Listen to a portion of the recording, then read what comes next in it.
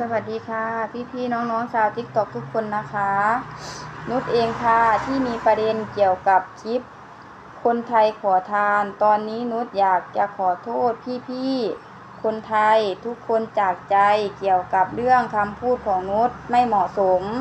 นุชเองสำนึกผิดแล้วได้รับผลจากคำพูดของนุชแล้วค่ะวันนี้นุชได้เรียนรู้แล้วว่าการพูดโดยขาดสติมันส่งผลต่อตัวเรามากแค่ไหนนุชกราบขอโทษพี่คนไทยทุกคนด้วยนะคะต่อไปนี้นุชจะไม่ให้เหตุการณ์แบบนี้เกิดขึ้นอีกค่ะกราบขอโทษจากใจจริงๆนะคะสวัสดีครับผมสวัสดีครับสวัสดีครับพ่อแม่พี่น้อง FC ไทยลาวเมื่อสุขสุคนมื้อนี้ก็คือเก่าเนาะทุกคนคือเก่าแต่ละมื้อก็คือเก่าเนาะเพราะว่าถ้าเลิกงานแล้วบ่ได้ไปไสก็คือว่านี่คือจุดหมายปลายทางที่เฮานัดกันมาคุยกันทำคลิปนะทุกคนเว้าเรื่องราวต่างๆมื้อนี้ก็มาพบกับพ่อกับบ่าวต้นแล้วก็น้องชายบ่าวยอดเนาะสวัสดีบ่าวยอดสวัสดีครับผมสวัสดีครับ FC ทางบ่าวต้นเนาะเบิร์ดสุภูสุคนอ่าคือเห็น FC หลายๆคนส่งลิงก์คลิปสาวลาวเนาะทุกคนสาวลาวที่แบบว่าไล่สดด่าคนไทยนะแต่เมื่อวานนี่แหละบ่าวต้นก็ยังบ่ได้มีเวลาเฮ็ดเนาะไล่สดด่าคนไทยว่าขอทานจังซั่นจังซี่เนาะทุกคนขอทานล่าสุดนี่ก็คือตมเนาะตมกำแพงเพชรก็จับตัวเป็นที่เรียบร้อยแล้วทุกคนจับตัวเป็นที่เรียบร้อยถ้าแบบตมจับตัวแล้วก็เฮ็ดผิดแบบนี้ก็คือส่งกลับบ้านได้แบล็คลิสต์ได้บ่ยอดแบล็คลิสต์แล้วก็เห็นคลิปน้องสาวเพิ่นออกมาขอโทษเนาะแต่คนขอโทษมันกับบ่ทันแหละขอโทษกับบ่ทันแหละคือหนึ่งก็คือผิดกฎหมายของประเทศไทยนํเพราะว่าขายของเด้เพราะว่าคนต่างชาตินี่ห้ามขายของอยู่ในประเทศไทยห้ามแย่งอาชีพคนไทยทุกคนห้ามแย่งอาชีพคนไทยแต่น้องเพิ่นออกมาขอโทษกับบ่ทันเนาะตมจับโตแล้วก็ส่งกลับบ้านก็ติดแบล็คลิสต์ประมาณ10 ปีหรือว่าตลอดชีวิตประมาณนี้แหละทุกคนบ่ต้นก็ยังบ่ฮู้แน่ชัดแต่ว่าติดแบล็คลิสต์แน่นอนเข้ามาประเทศไทยบ่ได้แน่นอนบ่ต้นเห็นการเว้ากันว่าแล้วก็บ่ต้นจะให้ติดแบล็คลิสต์ตลอดชีวิตเนาะอย่าให้ติดแบล็คลิสต์ตลอดชีวิตเลยคนแบบนี้เนาะเพราะว่าเฮ็ดให้คนลาวคือเฮาเจ้าข่อยนี่เสียหายเด้บ่แม่นแต่ลาวเด้บ่แม่นแต่น้องผู้นี้ผู้เดียวเด้คือพวกเฮานี่ก็มาทำงานนี่ก็แบบว่าเฮ็ดผลพลอยเสียไปนำเนาะเพราะว่าคือหลายคนก็จะมองคนลาวแบบว่าบ่ดีนะว่าซั่นซะแต่ก็ดีแล้วเนาะที่แบบว่าตำรวจเพิ่นได้จับแล้วก็ส่งกลับลาวนะดีแม่นบ่ต้นก็บ่อยากให้มีนะคนแบบนี้ทุกคนบ่อยากให้มีคนแบบนี้เพราะว่าสิเฮ็ดให้คนลาวที่ทำมาหากินด้วยใช้เหือแห้งนี่มันสิเสียหายไปนำเนาะก็ฮู้อยู่แล้วตัวเองเฮ็ดผิดแต่ตัวเองยังออกมาด่าเจ้าของประเทศนี่คือประเทศไทยทุกคนไทยแลนด์บ่แม่นลาวเด้นี่บ่แม่นลาวถ้าลาวนี่คือว่าเวียดจีนขายของเต็มบ้านเต็มเมืองก็ได้เนาะแต่ว่าประเทศไทยนี่กฎหมายเพิ่นห้ามกฎหมายเพิ่นเข้มงวดทุกคนเพราะฉะนั้นแล้วเฮาเพิ่นให้เฮามาขายแรงเฮาก็ต้องใส่แรงหาเงินถ้าว่าขายของเนาะถามว่าบ่ต้นอยากเป็นบ่พ่อค้าอยากเป็นบ่คนขายของอยากเป็นคือกันแต่ว่าเฮาคำนึงถึงกฎหมายบ้านเมืองเพิ่นทุกคนเนาะบ่แม่นว่าคนที่มาเป็นลูกน้องเขาแหละเป็นคนที่แบบบ่ฉลาดได้ทุกคนขายได้ทุกคนแต่ว่าคนส่วนหลายเลยแม่นคำนึงถึงแบบว่าผิดกฎหมายประเทศไทยผิดกฎหมายประเทศไทยถึงว่าเพิ่นบ่ได้จับได้มื้อนี้เนาะมื้อหน้าเพิ่นจับได้คือเก่าคือทางไอ้ต้นนี่ก็เป็นคนขายหมูว่าซั่นซะเนาะแต่คือแบบว่าขายให้นายจ้างว่าซั่นซะเนาะคือในชีวิตของบ่ต้นนี่เข้ามาในประเทศไทยบ่ต้นเป็นพ่อค้าตลอดเป็นพ่อค้าบ่ว่าขายจิ้มจุ่มบ่ขายลาบบ่ขายหมูบ่แต่ว่าบ่ต้นก็ขายให้กับเฒ่าแก่ทุกคนบ่ต้นมักงานบริการเพราะฉะนั้นบ่ต้นก็เลยแต่ถ้าสมมุติว่าถ้าเฮาเลือกได้เนาะถ้าเฮาเฮ็ดได้เฮาก็แน่นอนว่าทุกคนก็อยากเฮ็ดเนาะอาชีพที่ขายเองได้เงินเองเก็บเงินเองแบบนี้นะมันก็จะได้หลายกว่าว่าซั่นซะเนาะแต่ว่าเฮาบ่ต้องไปหาเงินที่หลายกว่าและมันผิดกฎหมายคือกันกับค้ายาบ้าเนาะได้เงินไว้ได้เงินหลายแต่ว่าเป็นหยังคนเลิกที่บ่เฮ็ดเขาย้านถูกจับอันนี้คือกันในสิ่งที่ผิดกฎหมายและบ่ต้นบ่อยากเฮ็ดได้ทุกคนแบบว่าเฮ็ดแล้วก็ได้เงินมันก็บ่สบายใจนะมันบ่มีความสุขว่าง่ายซะมันบ่มีความสุขสมมุติว่าเฮา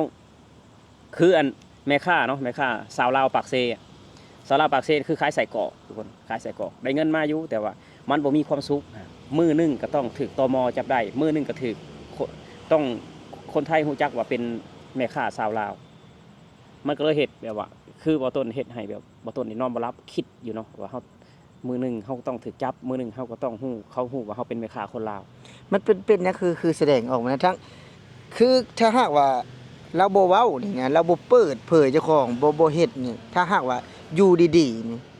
ก็บ่มีไผฮู้สมมุติว่าเนาะแต่ว่าอันนี้ฮู้อยู่แล้วว่าในแบบว่าระเบียบกฎหมายไทยเนี่ยมันศักดิ์สิทธิ์ส่ำใดนะก็ฮู้อยู่แล้วแล้วเป็นยังมาเฮ็ดนี่แสดงว่าโง่ขนาดบ่ยอดคิดว่านะ นี่แหละการศึกษาสำคัญที่สุดเนาะการศึกษาสำคัญที่สุดคือเล่นโซเชียลอยู่เนาะเล่นโซเชียลอยู่ก็เห็นอยู่คนเราหลายๆคนหรือว่าเวียดนามหรือว่าเขมรที่ขายของหรือว่าเฮ็ดอาชีพที่ผิดกฎหมายของประเทศไทยนี่บ่รอดทุกคนแม่นบ่รอดแต่นอกยังดันทุลังแบบว่ายังเฮ็ดทุกคนคือจุดจบก็เสียโอกาสคือแบล็คลิสต์10 ปีหรือว่าตลอดชีวิตนี่เฮาก็เสียโอกาสเฮาเด้ถ้าเมื่อบ้านเฮาสิเฮ็ดหยังขายบาดนี้บ่แม่นว่า มากล่าวหาคนไทยว่าคนไทยขี้ข้านคนไทยขี้เกียจคนไทยขอทานกินมันบริแมนเด้คนที่ไปซื้อใส่กรอกเจ้านะก็เป็นคนไทยเขารวยแล้วอย่าว่าเขาขี้ข้านเขารวยแล้วเอานี่คือว่าคนไทยขี้คร้านเอาถามนี่เฮานี่ อืม นี่เจ้านี่เฮ็ดงานให้ไผ เฮ็ดงานคนไทย ห่าน อืม แล้วบ่จดก็เฮ็ดงานให้คนไทยได้บัดนี้ฮะเป็นหยังเพิ่นคือเป็นเฒ่าแก่เป็นนายจ้างเฮาซะก็ย้อนว่าเพิ่นมั่นเพิ่นมีระเบียบมาก่อนเพิ่นหาเงินมาก่อนเนาะก่อนที่จะมาจุดนี้หันนะเอาคือพ่อค้าขายหมูเอาหรือว่าทางนายจ้างของอ้ายนะ อืม ก็ต้องเฮ็ดมาก่อนแล้วพอนี่กิจการใหญ่ขึ้นก็เอาลูกน้องเข้ามาเมื่อก่อนเพิ่นก็น่าจะขายกับเมียเพิ่นสองคน เท่าแก่บ่ต้นนี่ตอนแรกๆเนาะเพิ่นไปเอาหมูอยู่สระเชิงเซาพุ่นได้ทุกคน อืม เพิ่นไปเอาหมูอยู่สระเชิงเซาพุ่นแต่ก่อนนี่แถวนี้บ่มีร้านขายหมูเพิ่นขายกับเมียเพิ่นแล้วก็มีลูกน้อย ลูกค้ามาซื้อหมูจนแจกใบคิวอะแจกใบคิวทำงานคนกับเมียเนาะแล้วก็มีลูกน้อยเท่าแก่บ่ต้นก่อนสิจ้างบ่ต้นในทุกคนก่อนเพิ่นสิมีทุกวันนี้เพิ่นสู่มาคิดเบิ่งไปเอาหมูอยู่สระเชิงเซาโหมาขายอยู่นนทบุรีคิดเบิ่งเท่าแก่บ่ต้นนี่บ่ต้นบอกเลยว่าเราเป็นคนที่มีระเบียบและขยันสุดทุกคนเนาะบ่ต้นเป็นคนจนนี่นะบ่ต้นเป็นลูกน้องเพิ่นนี่นะบ่ต้นยังบ่ขยันเท่าเพิ่นบ่ต้นอาจสิขยันกว่าภายหลายๆคนแต่บ่ต้นบ่ขยันสู่เท่าแก่บ่ต้นบ่ได้บ่ต้นบอกเต็มปากเลยเท่าแก่บ่ต้นนี่ขยันมีระเบียบตรงต่อเวลาสะอาดนี่แหละบ่ต้นจึงเห็นว่านี่เนาะคนไทยเพิ่นจริงรวยเพิ่นสิเป็นเฒ่าแก่เพราะเพิ่นมีระเบียบวินัยและขยันแบบนี้คือเฮานี่ขี้คร้านลังงานเด้คือคนลาวบ่ต้นว่าเลยว่าขี้คร้าน คือคนลาวอยู่บ้านเฮาเนาะส่วนหลายก็สักประมาณ40นี่บ่อยากมีคนเฮ็ดงานเด้ ขี้คร้าน บ่มีคนเฮ็ดงานเด้มีแต่ใช้เงินนำลูกมาทำงานในไทยนี่ส่วนหลายถือว่า 80%บ่ยอดคิดว่า 80% ถามว่าเต็ม100ก็บ่เต็ม100มันก็มีคนเฮ็ดแต่ว่า 80% ที่เอาเงินจากลูกนี่นะว่าซั่นแต่ละเดือนเพื่อไปใช้แต่คือคนไทยนี่70เพิ่นก็ยังเฮ็ดได้ เฮ็ดโอ้ยเฮ็ดอยู่ภูเขาทุกคนเฮ็ดบ่มีเวลาพักนะคนไทยนะอันนี้แก้แล้วก็เฮ็ด แล้วบางคนเพิ่นว่าโอ้คนไทยนี่จนบ่แม่นเด้พี่น้องกิจการ เพิ่นรวยแล้ว บางคนก็นี่เนี่ยบ่ยอดไปส่งน้ำแข็งนะเพิ่นก็ยังขายเพิ่นบ่ได้มีลูกจ้างเลยเพิ่นขายเองทั้งที่ตึกอพาร์ตเมนต์นี่กับของเพิ่นนะแต่เพิ่นก็ยังบริการเองขายเองนี่แบบความเห็นว่าไทยคนไทยนี่เพิ่นขยันซำใดคือบ้านเฮานี่มีตึกเอามีคอนโดนี่สิมานั่งขายเฮ็ดหยัง บ่ขาย คนลาวนะ บ่ขาย โอ้ไปนอนอยู่ห้องนั่งอยู่ห้องแอร์แล้วก็จิบกาแฟซิวๆพู้นแหล้วแม่นบ่ คือบ้านบ่ต้นนี่เว้ารวมๆเนาะคือว่าพริกนี่นะพริกนี่ยังซื้อกิน ต้นหอมยังซื้อกินผักกาดยังซื้อกินทั้งที่เจ้าของก็บ่มีเวียกเฮ็ดงานทำอีหยังเลย ตื่นมาก็คือนั่งอยู่นอนอยู่แต่พริกต้นหอมผักกาดก็ยังซื้อกิน มาเบิ่งแน่ในบ้านคนไทย อยู่ในบ้านมีกะเพรามีตะไคร้อยู่ในหน้าหมู่บ้านมีมะนาวมีใบมะกรูดมีทุกราคาเรือนเลยใบมะกรูด ทั้งที่พื้นที่น้อยเดียวนะ ทั้งที่พื้นที่หน่อยเดียวเพิ่นปลูกแต่เพิ่นบ่กินผู้เฒ่าอยู่ในหมู่บ้านบ่ต้นอยู่เพิ่นปลูกแต่เพิ่นบ่กินเพิ่นซื้อเข้าใจบ่ทุกคนปลูกแต่ซื้อบ่อยากกินของเจ้าของปลูกเพื่อความสุขปลูกเพื่อความขยัน แต่ไปตลาดก็ซื้อชุดต้มยำก็คือมีใบมะกรูดข่าตะไคร้มาแล้วทั้งที่ใบมะกรูดอยู่บ้านเจ้าของก็มีนี่บ่คำว่าคนไทยขี้ข้านคนไทยเนี่ยเขารวยแล้วเขาบ่ได้ขี้ข้านเนาะมีแต่คนลาวบางคนเลยบอกว่าคนไทยนี่ขี้ข้านคนไทยนี่คือส่วนหลายก็แบบว่าอยากกวบรวมมาซั่นๆเนาะบางทีเอาสมมุติว่าคนไทยมี100คนเนี่ยพัดไปเจอซะสัก10คนนี่นะที่แบบว่าเป็นลักษณะคือคนลาวเฮานี่นะว่าซั่นซะก็กินเหล้าเมาสุราแน่นอนเนาะคน100คนนี่มันดีอยู่แล้วนี่90นี่เอาสมมุติว่าบ่ดีแค่10คนนี่บัดนี้กวบรวมบัดคือคนลาวเด้สมมุติว่า100นึงดีแค่20บัดนี้นะพัดว่าดีนะแม่นแล้วว่าคือคนที่มาทำงานนี่ก็แน่นอนว่าคนลาวนี่7ล้านคนแม่นบ่มา 200,000 300,000เอามีอยู่ไทยเนี่ยเอาสมมุติว่าเนาะ 200,000 300,000มันก็ดีแค่300,000นี่บัดนี้อันนี้เด้อจ้ะ6ล้าน4นี่เด้อจ้ะอัน6ล้านกว่าๆนี่เด้อจ้ะคนลาวมา300,000ขี้ข้านแสนหนึ่งก็มีในไทยขี้ข้านมาทำงานขี้ข้านก็มีได้แล้วผู้อยู่บ้านอีกบัดนี้เอาแล้วคนมานี่ก็บ่แม่นสิมั่นคู่คนใดเนาะบ่แม่นสิเฮ็ดงานได้คู่คนใดคันว่าขี้ข้านหรือขยันให้สังเกตแบบนี้บ่ต้นว่าคนไทยนี่เพิ่นสินอนยามมื้อเว้นกลางคืนนี่เพิ่นทำงาน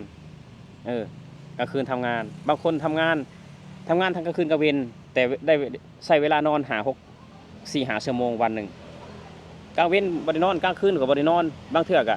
ได้นอนกลางเว้นบ้างกลางคืนบ้างสับเปลี่ยนกันไปคือบ้านเฮานี่คือกลางคืนก็นอนอย่างเดียวกลางคืนนอนอย่างเดียวแต่คนไทยกลางคืนไปเบิ่งในแถวกรุงเทพรถอุบวันในตลาดเพิ่นเอาเวลายามใดนอนทำงานแข่งกับเวลานี่แหละจะบ่ต้นจริงบ่ว่าเพิ่นขยันทุกคนคือเฮาคือบ่ยอดเนาะก็เป็นคนบ้านนอกได้เข้ามาประเทศไทยเข้ามาในตัวเมืองว่าซั่นจ้ะตี1ตี2นี่ยังมีคนขายกับข้าวอยู่เด้มีโอ้ยบ่ยังมีร้านขายกับข้าวอยู่ซึ่งบ้านเฮาไปได้มั้ยที่2ที่3ก็สิได้กินข้าวคำบ่จ้องบ่มีเลยสักแงกๆอยู่หั่นบ่มีเลยเนาะอันนี้คือประเทศไทยนี่เพิ่นเฮ็ดหยังก็ขายได้อ่ะเพิ่นหั่นน่ะนี่น่ะคันเว้าแล้วก็ขายนี่น่ะขายผลไม้นี่น่ะมีส้มมีหยังนี่ว่าซั่นจ้ะเข็นไปขายนะก็ยังซื้อหมดนะแต่ละมื้อมีคนซื้อหมดนี่แหละคือคนไทยน่ะถามว่าเพิ่นนี่มักซื้อเนาะมักหาแล้วก็มักซื้อคนไทยนะคนลาวมันมักแต่ซื้อได้บ่มักหาส่วนแล้วเป็นหยังเขาคือมีเงินซื้อก็ซื้อเลยก็เงินคือเว้าแหละเงินส่วนหลายก็หาในประเทศไทยนี่ลูกหลานคือน้องสาวที่ออกมาด่าคนไทยเนาะบ่ต้นเห็นแล้วก็บ่ต้นก็แบบเสียใจเด้พี่น้องเสียใจแทนคนลาวเนาะเสียใจ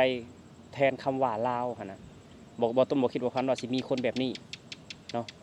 บ่คิดว่าพันสิมีคนแบบนี้นะทุกคนเนาะบ่ต้นอยากฝากเจ้าหน้าที่ตม.เนาะทุกคนให้แบล็คลิสต์ตลอดชีวิตคนแบบนี้อย่าเอาเข้ามาอยู่ในประเทศไทยเนาะเพราะว่ามันสิเฮ็ดให้แบบพวกเฮาเจ้าข่อยนี่แหละเสื่อมเสียเนาะเสื่อมเสียบ่ต้นอยากให้แบล็คลิสต์ตลอดชีวิตเนาะให้ฮู้ว่าให้จำออกมาขอโทษก็บ่ทันแล้วเนาะออกมาขอโทษบ่ทันแล้วก็ฝากถึงคนลาวหลายๆคนเนาะเข้ามาทำงานในประเทศไทยก็ให้ขายแรงซะก็อย่าทำลายประเทศไทยเนาะทุกคนเนาะอย่าทำลายประเทศไทยถ้าสร้างบุญคุณให้ประเทศไทยบ่ได้ก็อย่าทำลายประเทศไทยมากขยันทำงานเชื่อฟังเฒ่าแก่บ่ผิดกฎหมายประเทศไทยแค่นี้แหละคนไทยที่ต้องการเนาะสำหรับคลิปนี้เนาะทุกคนบ่ต้นก็อยากฝากไว้เท่านั้นฝากเจ้าหน้าที่ตม.เนาะฝากส่วนที่เกี่ยวข้องให้แบล็คลิสต์น้องสาวคนนี้ตลอดชีวิตเนาะบ่ต้นแบบเห็นแล้วก็ออกมาขอโทษบ่ต้นก็มั่นใส่แล้วทุกคนหนูผิดไปแล้วหนูสำนึกผิดไปแล้วหนูขอโทษมันบ่พอดอกตลอดชีวิตเลยทุกคนเนาะสำหรับคลิปนี้เนาะทุกคนบ่ต้นกับบ่ยอดกับศิลาพี่ลาน้องไปแล้วก็ขอบคุณ FC ทุกคนเนาะที่เข้ามาให้กำลังใจพวกเฮา2คนบ่ยอดกับบ่ต้นกิจวัตรประจำวันก็คืออยู่นี่เนาะกินข้าวแล้วก็มานั่งอยู่ในสวนอยู่ในหมู่บ้านอากาศเย็นเนาะบ่ยอดเย็นดีลมดีสำหรับคลิปนี้บ่ต้นเขากล่าวคำว่าสวัสดีครับผมสวัสดีครับผมสวัสดีครับ